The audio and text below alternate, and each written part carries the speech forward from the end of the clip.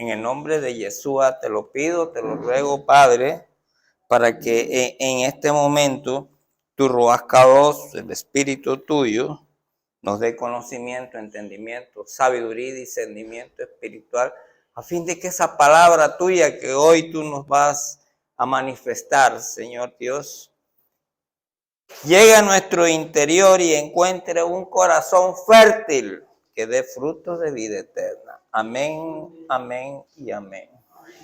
Bien, hermanos, siguiendo el curso de nuestras parashá, hoy nos toca la parashá 21. Para las personas que nos visitan, esta congregación nuestra, en obediencia hace lo que allí en Hechos 12, ¿no? Hechos 12:15, que dice que de sábado en sábado debemos enseñar lo que Moisés enseñaba. Y lo que enseñaba, que era una costumbre del pueblo hebreo en obediencia al Señor, era que cada sábado se enseñaba una porción de la Torá. La Torá son los 5 primeros libros de las Sagradas Escrituras. Y enseñáramos eso para que en cada Shabbat nosotros podamos refrescar, tener esa frescura espiritual de poder recordar los mandamientos, las leyes, las ordenanzas, los acuerdos, los decretos, los tiempos y las fiestas que Dios nos estableció, y que cuando nosotros los obedecemos nos mantenemos dentro de la cobertura de la santidad de Dios, que es el propósito que Él quiere de nosotros. Entonces, hermanos, nosotros somos obedientes a eso. Y hoy corresponde la parashá 21. La palabra parashá es un término hebreo que significa porción de las escrituras, exactamente de la Torá, que leemos semanalmente. Y entonces esa porción está en Éxodo capítulo 30, búsquenla. Éxodo capítulo 30, versículo 11. Hasta el capítulo 34, versículos 33. Y la jatará correspondiente, ¿qué es la jatará? La jatará es como lograr explicar más la parashá, así es como si fuera el completo de la parashá. Está comprendido en el libro de Primera de Reyes. Eso va desde el capítulo 18:1 hasta el versículo 39. Nuestra parashá de hoy se llama Kitizá, palabra hebrea, que si lo traducimos en genuino hebreo, a la manera como fue escrita en su momento histórico, versículo bíblico, significa tú levantarás o cuando levantes. Y esta parashá sea motivo para que nosotros veamos de que a veces las versiones de las escrituras que nosotros manejamos con mucha frecuencia no hacen una traducción como debe ser. Nosotros acá nos distinguimos porque tratamos de que la enseñanza que sea aquí sea la genuina palabra del Señor. Valga la pena para recordar de que esos 5 primeros libros de Éxodo es lo único de las escrituras que es la palabra genuina y auténtica del Señor. Todos los demás libros de ahí en adelante fueron escritos por inspiración del Espíritu Santo. Pero estos 5 primeros libros que son Génesis, Éxodo, ¿sí? Éxodo, Número, Levítico y Deuteronomio, el Señor se los dictó a Moisés. Y Moisés era hebreo. Y por lo tanto, pues, en ese entonces Moisés hablaba arameo o hablaba hebreo. No sabemos exactamente, pero da lo mismo porque pues evidentemente el arameo es idéntico al hebreo. La única diferencia es la forma como se escribe, pero da igual. Entonces es de creer, de pensar, y así es, que el Señor le habló a Moisés en hebreo. Y fue escrito en hebreo. Por eso nosotros nos esmeramos aquí muy cuidadosamente que lo que vayamos nosotros a explicar sea la genuina palabra del Señor. Por lo tanto, nosotros consideramos de que esos 5 primeros libros que se llaman Torá, para nosotros, que es el nombre original en hebreo, podríamos decir que es el diccionario nuestro, porque de ahí podemos coger nosotros las palabras para poderlas interpretar en los demás libros, incluyendo el Nuevo Testamento. ¿Sí? Entonces es muy importante, valga la pena, creo que es importante, sobre todo para las personas que nos visitan, entendamos eso, y para los antiguos, pues lo volvamos a recordar. Entonces, esta parashá nos sirve para aplicar eso. En esta parashá encontramos que en las diferentes versiones que nosotros tenemos está traducido es como levantará censo o hará censo. El hebreo no quiso decir de que era un censo. La traducción es tú levantarás cuando levantes cabeza. ¿Sí? Entonces, y eso lo encontramos, busquemos Éxodo 30:12. Miguel, te ratifico como el lector de hoy. ¿Qué dice? Éxodo 30:12. Dice así: cuando hagas un censo de los hijos de Israel. Ya déjalo ahí. Entonces no es censo. Es cuando tú levantes cabeza entre los hijos de Israel para ejercer un ministerio. O sea, vas a levantar personas para que ejerzan el ministerio dentro del tabernáculo. Esa es la verdadera traducción. No se trata de que se haga un censo. Dios no necesita censo porque Dios todo lo conoce y sabe quiénes son sus hijos, quiénes están dentro de su cobertura y quiénes están por fuera. Pero si el Señor le está diciendo allí a Moisés, mira, cuando tú vayas a levantar una cabeza para ejercer ministerio, para ejercer la función de sacerdote dentro de mi tabernáculo santo, debes hacer esto. ¿Ya? Y entonces vemos cómo en el transcurso de la parashá, si ustedes la leyeron, van a encontrar de que el Señor está estableciendo una serie de parámetros, cómo se deben vestir los sacerdotes, qué es lo que deben hacer antes de entrar al lugar santo, que se deben lavar, se deben limpiar, cómo se deben vestir, cómo deben penetrarse allí. Y hay una serie de utensilios dentro del tabernáculo, allí lo está diciendo, que el aceite, que el incienso, que el perfume, que la cortina, todo lo estableció rigurosamente el Señor. Y es de nosotros tener conciencia de que todo lo que Dios hace es Kadosh, es santo. Entonces, todo lo que había allí en ese tabernáculo, ¿sí? Quien debía entrar allí también debía ser santo. Y entonces, para ser santo, el Señor establece unas características. Allí también nos dice a nosotros, en esa parashá dice que cuando levante cabeza, que significa ser iluminados por el rostro del Señor, ¿sí? Y llevados para su servicio, debía pagar un medio shekel, ¿sí?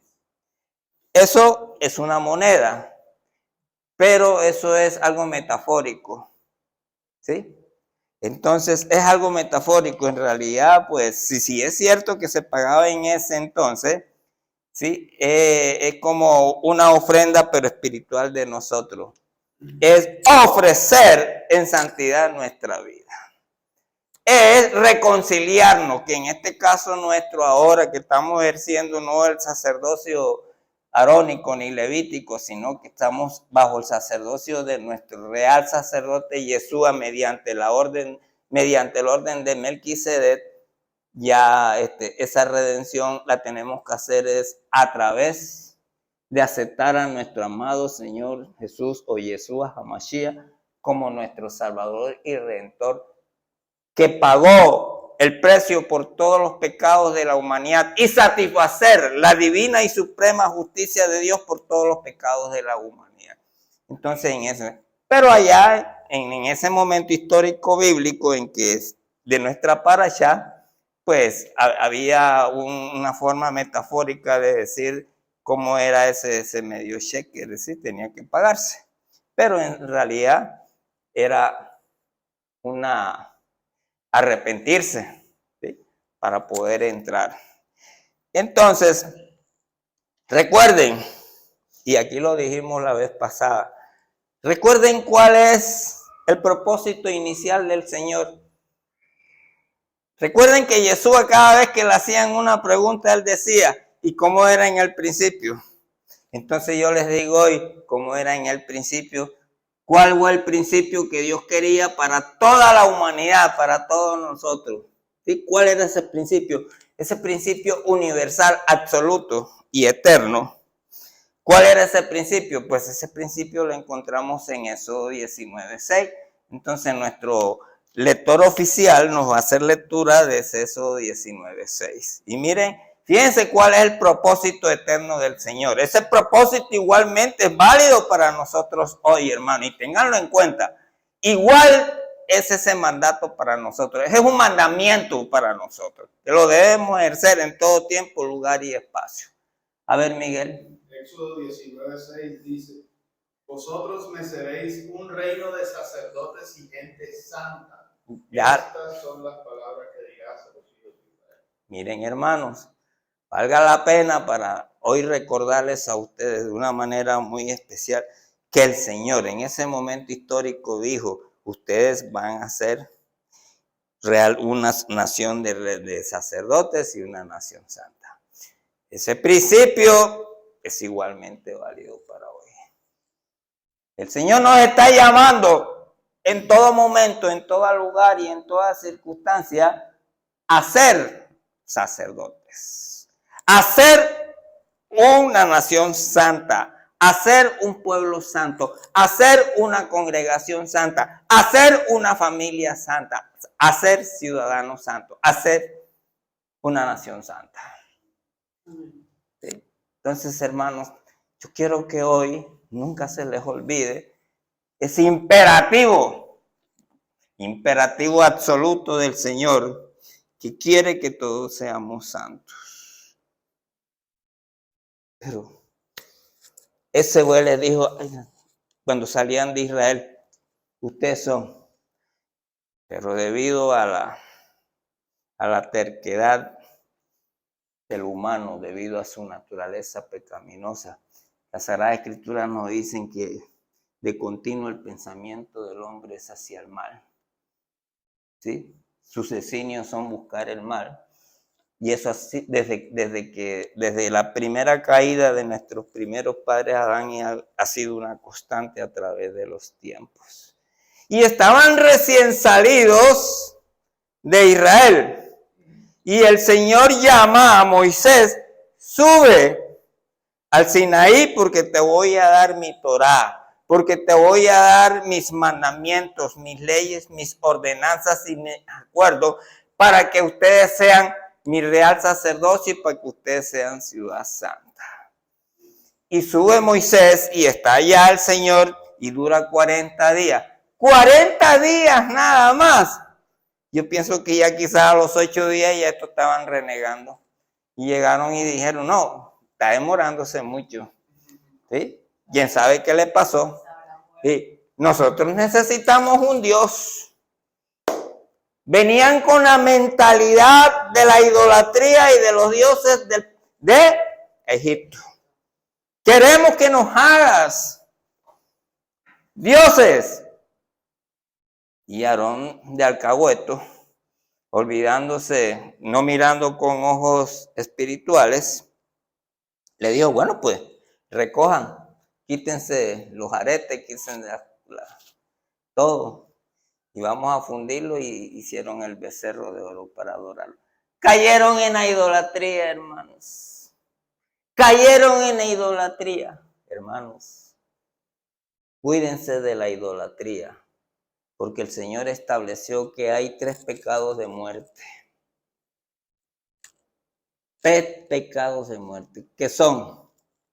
A ver quién me los recuerda. Idolatría, inmoralidad sexual y homicidio, derramamiento de sangre. Esos son los 3 pecados de muerte. Y estos ya cayeron en idolatría. Pecado de muerte. Pecado de muerte quiere decir que no va a haber no va a haber sacrificio alguno a no ser que la persona se arrepienta de una manera genuina, absoluta, de corazón, de mente y de espíritu. Entonces el Señor ve de que su pueblo, que le había dicho que debían ser un pueblo de sacerdotes y un pueblo santo apartado para Él, caen en la ignominia de la idolatría. Y le dice a Moisés, baja, porque este pueblo yo lo voy a destruir. ¿Sí? Claro, lo va a destruir porque cometieron uno de los pecados de muerte, la idolatría. Hermanos, cuídense de la idolatría.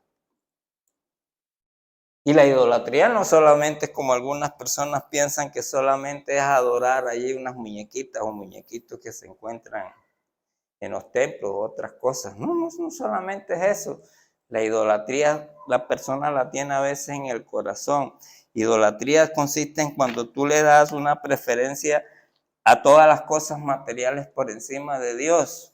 Y entonces hoy en día la gente se ve absorbida por la idolatría de tener el carro de último modelo.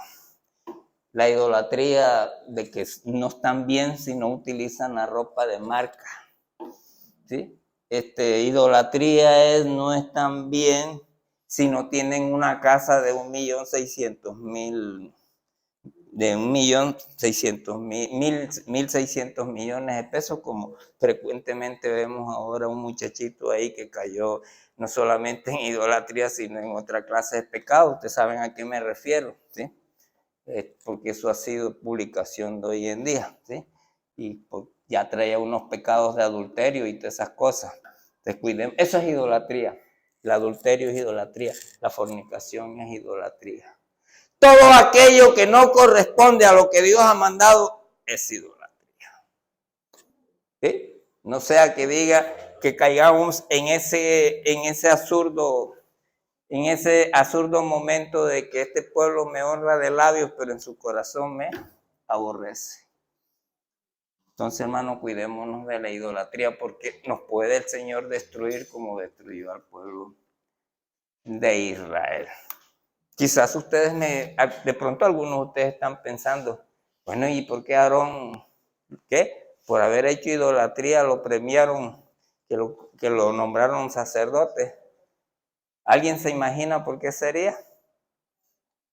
A ver, Miguel. Yo pienso que No piense que fue.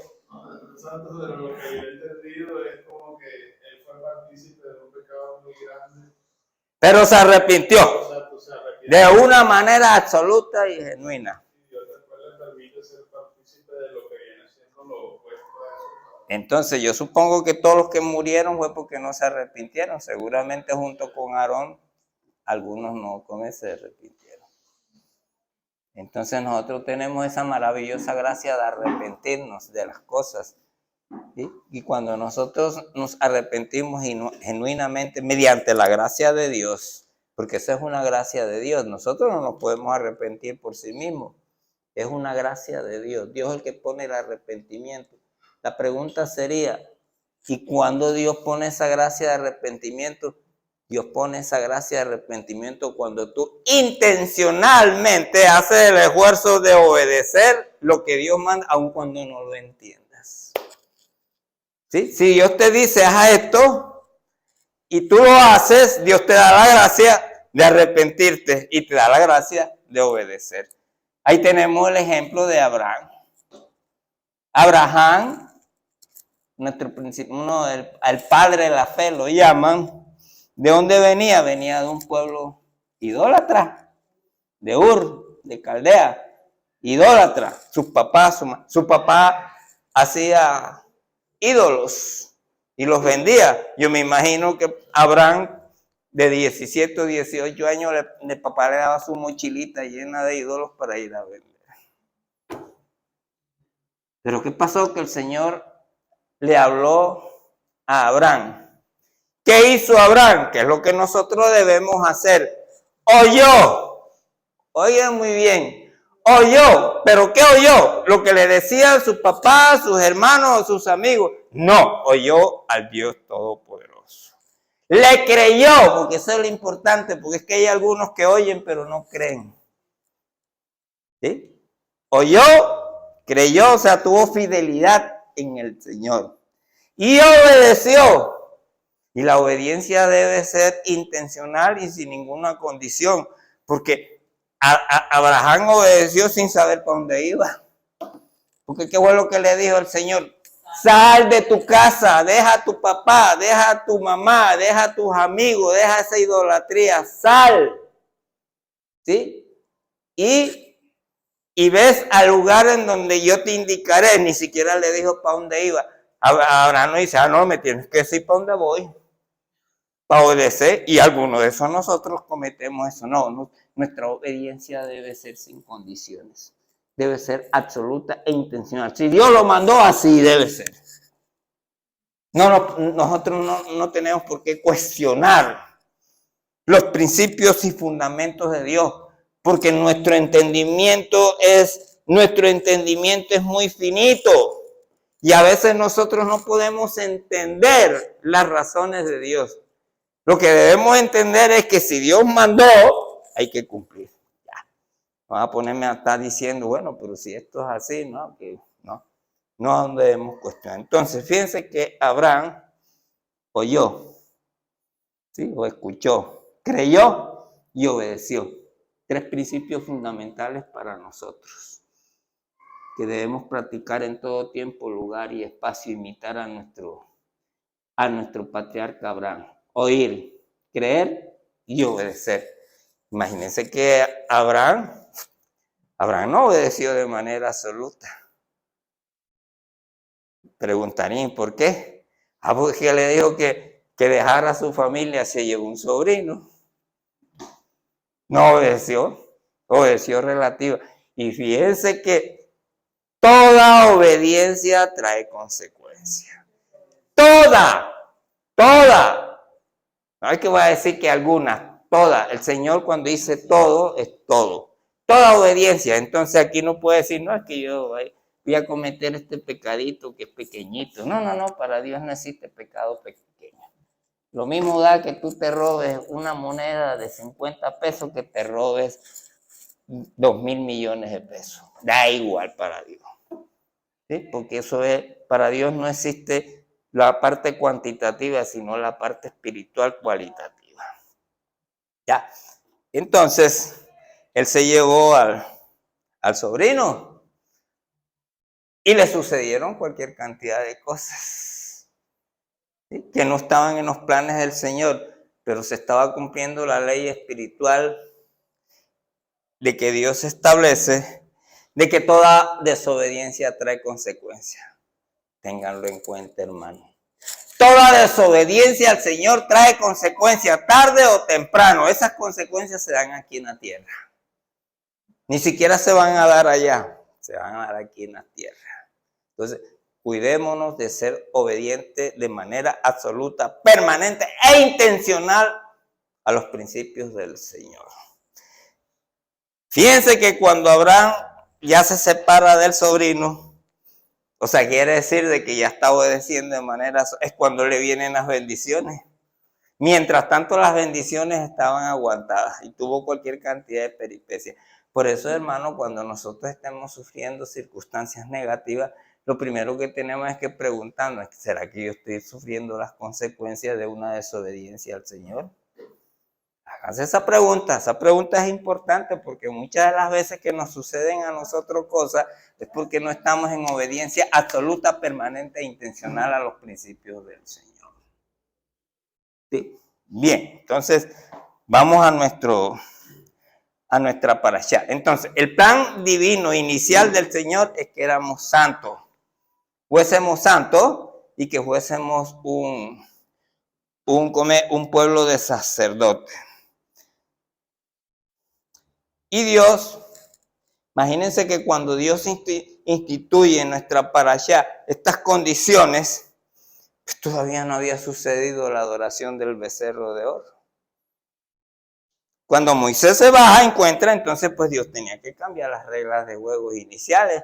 Dice, no, este pueblo yo tengo que buscar una manera temporal mientras viene el verdadero remedio eficaz y permanente y eterno, mientras viene Yeshua, nuestro Señor Yeshua. Tengo que hacerlo. Entonces fue cuando se institucionalizó el sacerdocio levítico. ¿Sí? Que ese sacerdocio levítico pues se contempló de que el sacerdote entraba una vez al año y sacrificaba un cordero, ¿sí? Un animal, por los pecados de todo el pueblo. ¿Sí? Todos los años lo tenía que hacer por los pecados de él y por los pecados del pueblo. Cuando viene Yeshua se cambia ese orden. Ya no va a haber más sacrificio, porque nuestro Señor es el Cordero de Pascua, que lo hizo, se sacrificó una sola vez para pagar el precio de todos los pecados de la humanidad. El único precio para siempre. Y así restablecer la justicia suprema del Señor. Hermoso. Entonces ya Dios nos devuelve lo que Él quería inicial, de que seamos reales sacerdotes y a través de Yeshua, ¿sí? Mediante la fe en Yeshua como nuestro Salvador y Redentor. Hoy en día, hermanos, nosotros somos sacerdotes y somos ciudad santa, pero con la condición de que si oyes, crees y obedeces los principios del Señor. Entonces, y las cosas no cambian. El Señor no cambia, el Señor es inmutable, el Señor siempre en todo tiempo, lugar y espacio es el mismo. Los mismos principios que nos estableció el Señor en esta parashá de hoy y en ese momento histórico bíblico son iguales. Son iguales a esos principios y fundamentos que nosotros tenemos que obedecer de manera absoluta e intencional. No cambia, porque el Señor no cambia. Entonces, allí el Señor está estableciendo un incienso, un comete, una mirra, cualquier cantidad de cosas y una cantidad de elementos. Entre esos está la menorá y ¿sí? el lavatorio ese de cobre, ¿sí? De cobre, ¿sí? Y todo eso. Todo lo que había dentro del tabernáculo en ese momento era santo. Y allí no podía entrar nadie si no tuviera ese fundamento de ser santo. Igual es hoy, hermanos. Para nosotros venir, esto es nuestro tabernáculo, es nuestro templo. Para venir aquí tenemos que ser santos. No han cambiado las cosas. A veces nos olvidamos estas cosas. Y entonces nosotros vemos hoy en día donde en muchos templos, en muchas congregaciones, en muchas iglesias, se hacen cosas profanas. Si a no le gusta lo profano. Porque ya Él estableció desde un principio que Él es santo y Él estableció qué es lo que es santo. Cuidémonos de que a nuestra congregación, a este tabernáculo nuestro donde nosotros nos reunamos, nos comportemos como santos. No traigamos cosas profanas. ¿Sí? Entonces yo he visto por ahí a veces algunas iglesias, algunas congregaciones o algo, que traen personas profanas y que para que les cante. ¿Sí? Cuando son personas que no tienen una identidad con los que están allí. Yo recuerdo una vez que yo participé en un entonces, tú te debes acordar, Miguel, y los que estamos en ese entonces, nos llevaron una persona para hablarnos de los platillos voladores. ¿Sí se acuerda? Nosotros fuimos los poquitos que nos opusimos a eso y lo criticamos. Entonces, eso no se debe hacer. Esto es para hablar la palabra del Señor. Es para hablar lo que a nosotros se nos identifica, lo que nos tiene identidad espiritual para nosotros. ¿Y se acuerdan, verdad? De los platillos voladores. ¿Se acuerdan? Bueno, entonces tenemos que cuidarnos eso. El Señor nos estableció a nosotros qué clase de música tenemos que ofrecer aquí. El Señor nos dice cómo nos debemos vestir. El Señor nos dice qué es lo que debemos comer. ¿Sí? Hombre, en las Sagradas Escrituras, que es la palabra de Dios, es el manual de vida. Allí está todo lo que el Señor quiere de nosotros. Allí inclusive están todas las profecías. Hace poco alguien decía de que, va a venir el hermano fulano y tal, que nos va a traer una profecía. ¿Cuál profecía? Si ya las profecías, el libro, ya el tiempo de las profecías se cerró. Ya nada más tenemos que estar esperando son las profecías del Apocalipsis. ¿Sí? Lo que podemos encontrar es que hayan personas que Dios le dé la gracia de poder interpretar esas profecías que están ahí, y esa es otra cosa. ¿Se dan cuenta? Entonces tenemos que cuidarnos de que en nuestra congregación, en nuestro tabernáculo, no se vaya a meter algo profano, que no se vaya a hacer algo diferente. Acuérdense qué pasó en este momento histórico bíblico también, que estamos hablando de eso, que le pasaron a los hijos de Aarón. Los hijos de Aarón creían que al tabernáculo, al lugar santo, se podía entrar de cualquier manera. ¿Entraron qué? Ebrios, borrachos. ¿Y qué les pasó? Los consumió el fuego. Entonces, fíjense que la cosa es seria, hermano. La cosa no es para tomarlas así como también a la ligera, ¿no? Tenemos que ser muy cuidadosos ante la presencia del Señor. Mostrarnos siempre de que somos cados, que somos sacerdotes de Él y que nosotros cumplimos las condiciones que Él mandó.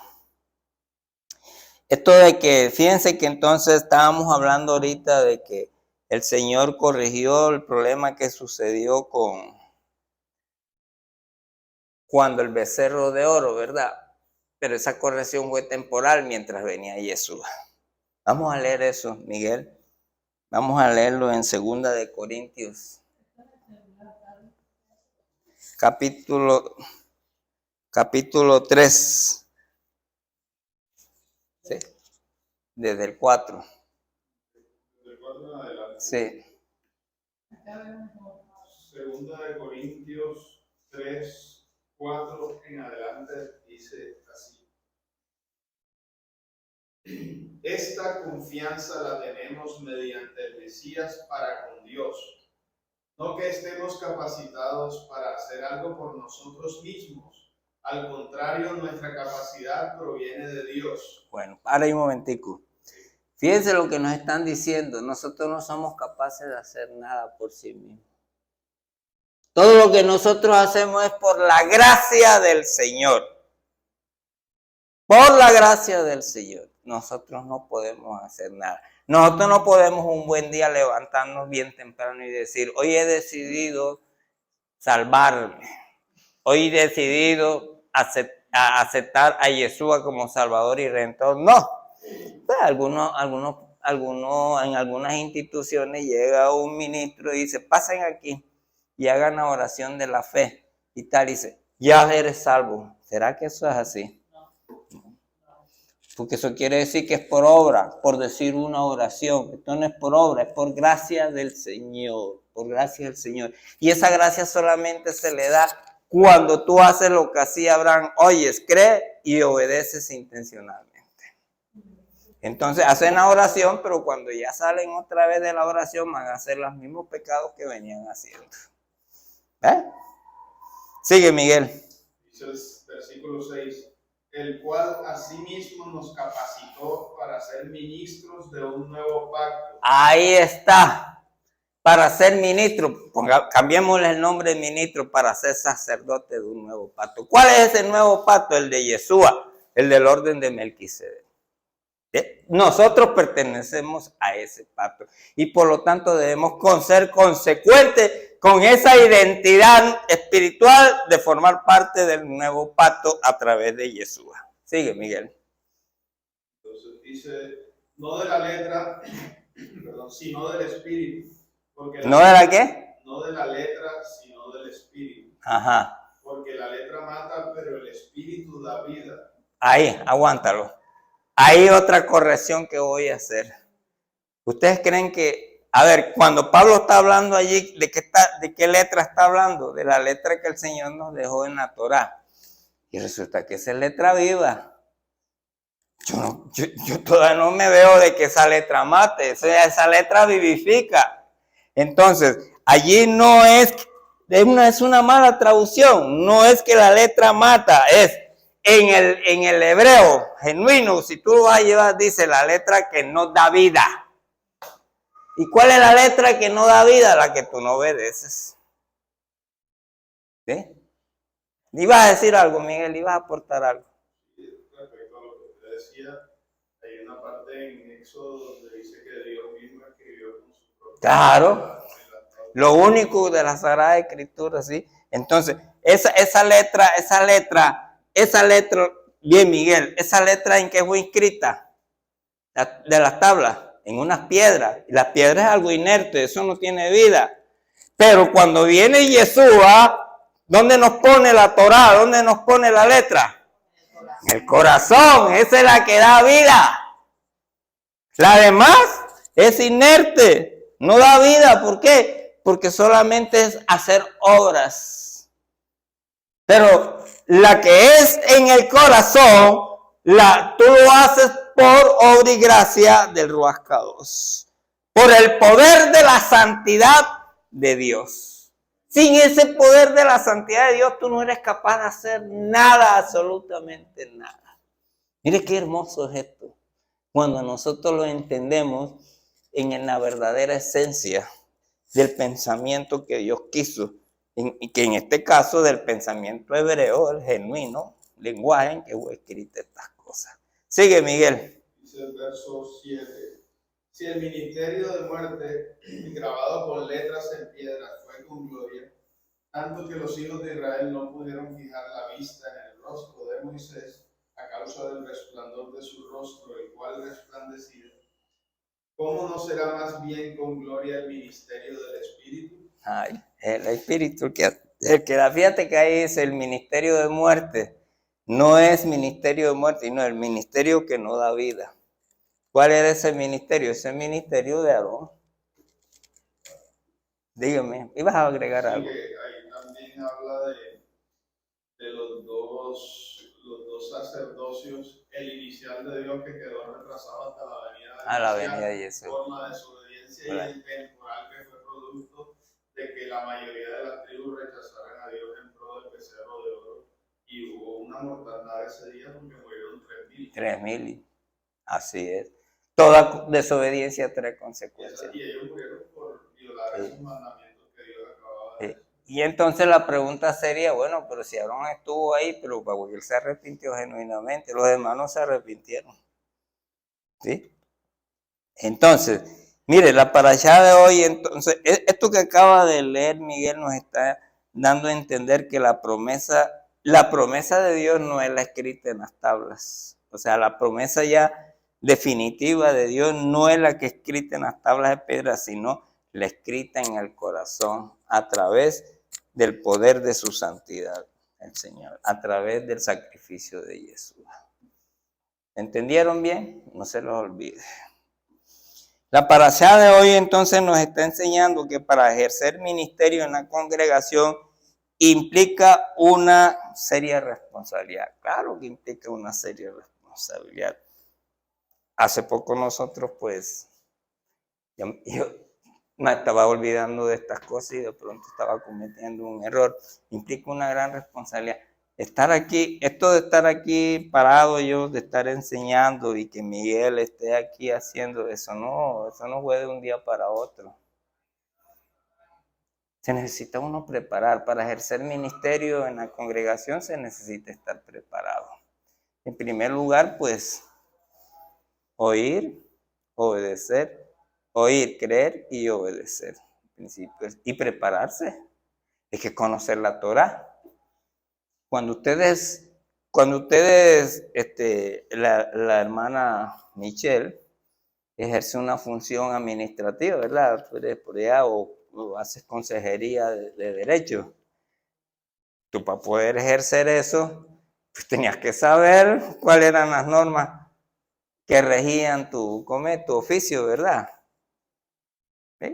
Se supone que el que va al consejo municipal, al que va al Congreso, debe saber las normas que rigen eso.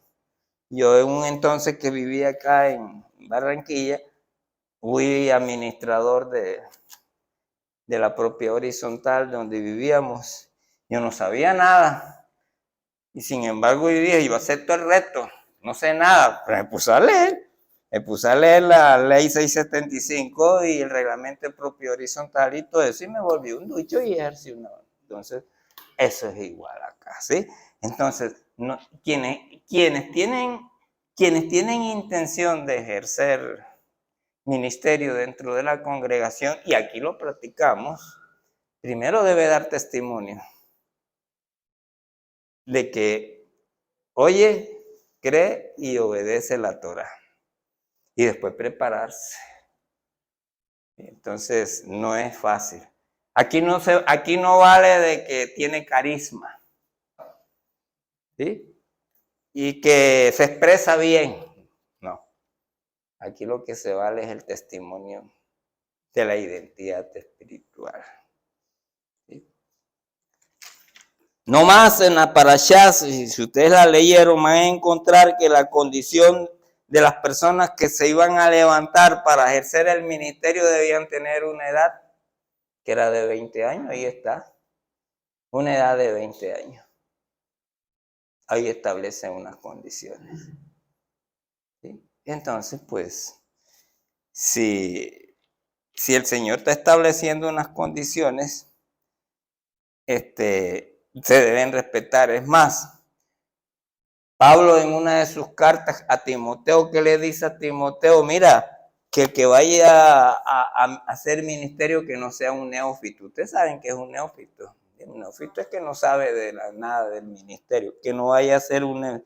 Dice que debe ser apto para enseñar Torah y jamás debe ser escogido por carisma o por influencia o por recomendación. No, aquí no.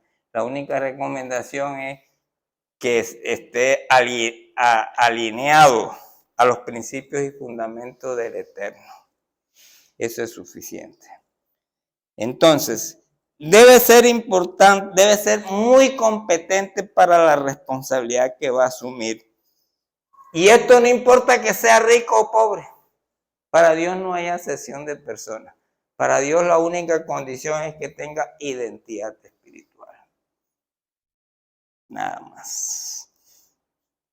Y debe pagar el precio de la reconciliación. En este momento histórico bíblico de nosotros, ¿cuál es ese precio de la reconciliación? Que es lo que allí metafóricamente se establece como medio shekel. ¿Cuál sería, Miguel? Dice, debe pagar el precio de la reconciliación. Y todo lo que tenga que ver con redención, lo que pasa es que el medio shekel se daba al templo porque en el templo se efectuaban los sacrificios. El shekel estaba atado a un sacrificio, pero como ahora es Yeshua, Yeshua cubre todo lo relacionado. Entonces, ese precio de redención debe ser que debe aceptar de todo corazón de que el Mesías derramó su sangre y dio su vida. ¿Sí? Y que todo hijo esté consagrado. Exactamente. ¿Sí? O sea, debe ser una persona que siempre debe estar al lado de Dios. No puede ser una persona que esté al lado del mundo. No puede ser una persona que esté al lado de la carne. No puede ser una persona que esté al lado del demonio. Al lado del Señor. Y la manera de estar al lado del Señor es obedecer intencionalmente los principios, fundamentos, tiempos, ordenanzas, acuerdos y fiestas solemnes del Señor. Nosotros, hablando de fiestas, nosotros aquí practicamos solamente la fiesta. Para nosotros no existen otras fiestas. Las fiestas del mundo no existen ni las celebramos. Nosotros celebramos son las fiestas del Señor, las fiestas santas del Señor. Porque el Señor sabía de que nosotros que tenemos un corazón de piedra, sabía de que el hombre iba a inventarse cualquier cantidad de fiestas. Y aquí en nuestro medio se inventaron las famosas fiestas de los que pasaron ahí, de ese dios Baal de carnaval. ¿sí? Y se inventan otras clases de fiesta, el día de la suegra, el día de yo no sé qué, sí, y el día del primo, y bueno, el festival del chicharrón, en mi pueblo, el festival del chicharrón, y así es la gente comiendo chicharrón. Y resulta que en Levítico 11 dice que eso no se debe comer. ¿Sí? Entonces, hermano, debemos estar siempre al lado de Dios. Y estar al lado de Dios es imitar a Moisés.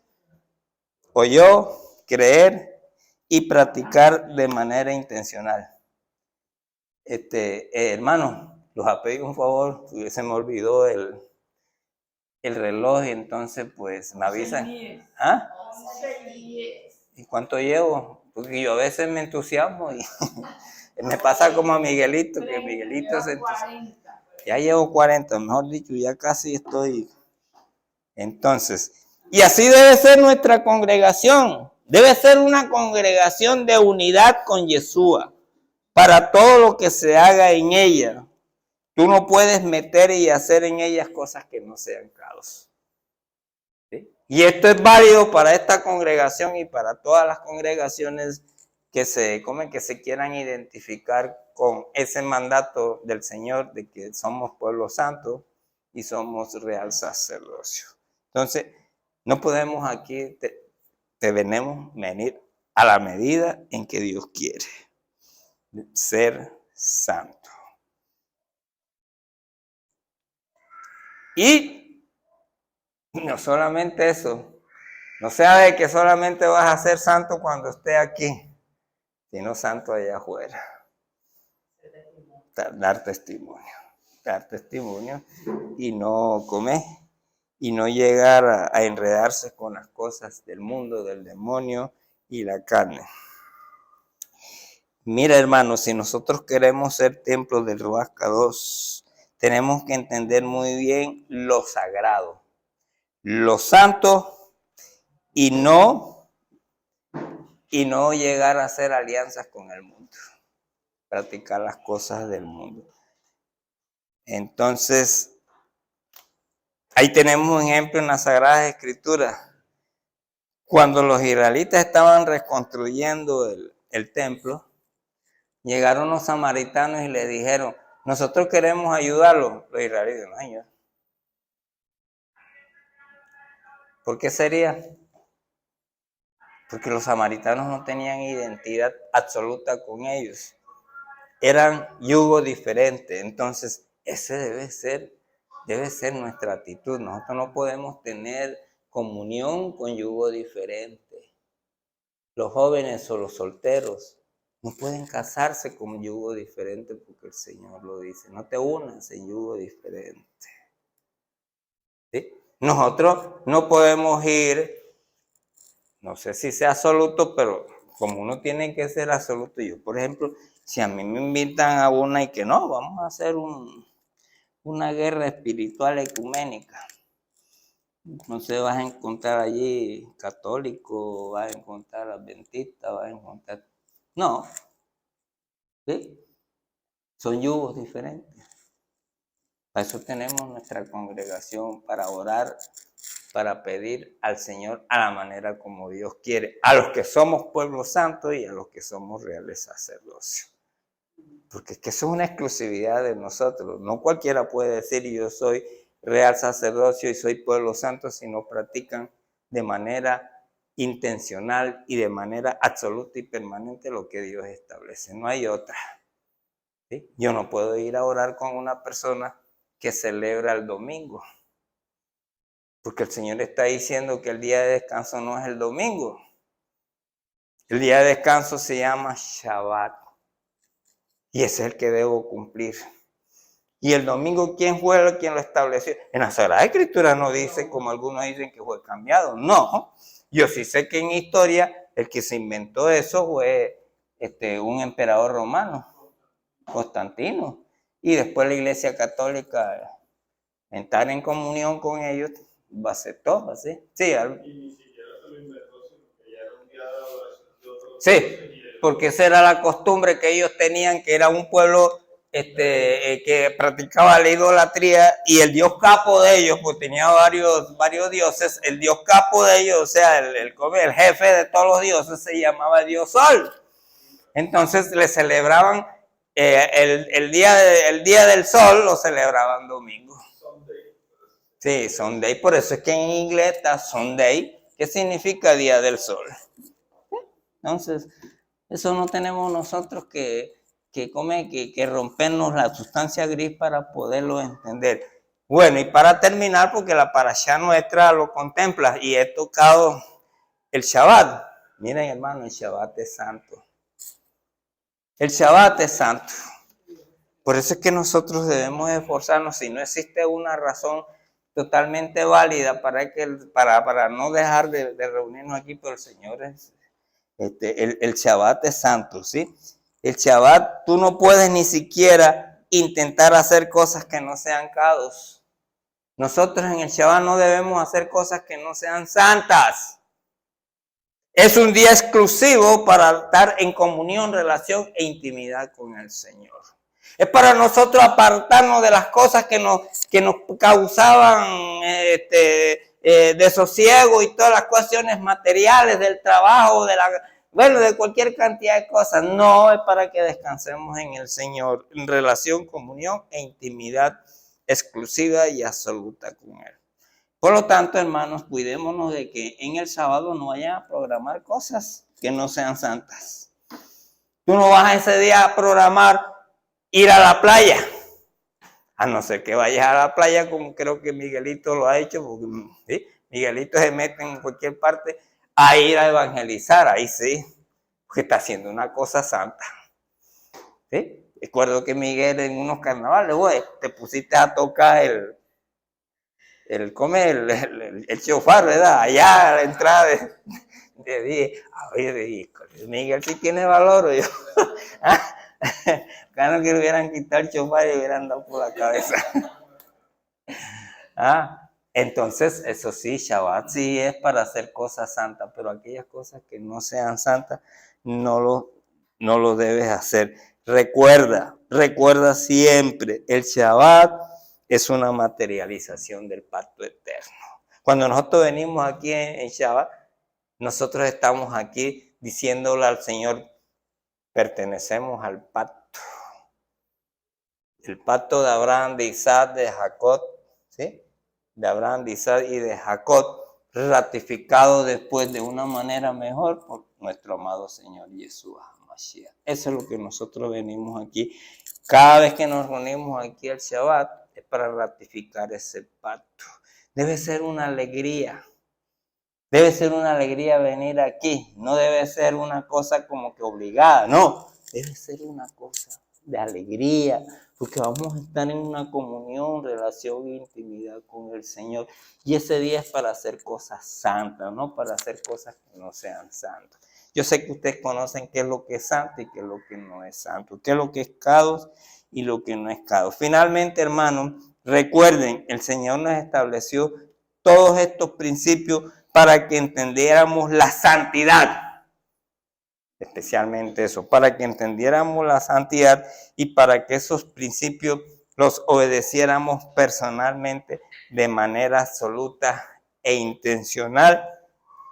De lo contrario, como en las Sagradas Escrituras nos dice, nos vomitará. Las Sagradas Escrituras dice, tú no puedes ser ni frío ni caliente, ¿sí? Y menos tibio, ¿sí? Porque te voy a vomitar. ¿Qué quiere decir eso? Eso quiere decir que tú no puedes tener un pie, supongamos que esta es la cobertura de la santidad de Dios. Aquí es donde están todos los principios y fundamentos. Aquí es donde está su pueblo obediente, su pueblo santo. Tú no puedes llegar a pretender tener un pie aquí y otro pie allá en el mundo, en la carne, eso, ¿no? Porque te vomita el Señor, dice en las Sagradas Escrituras.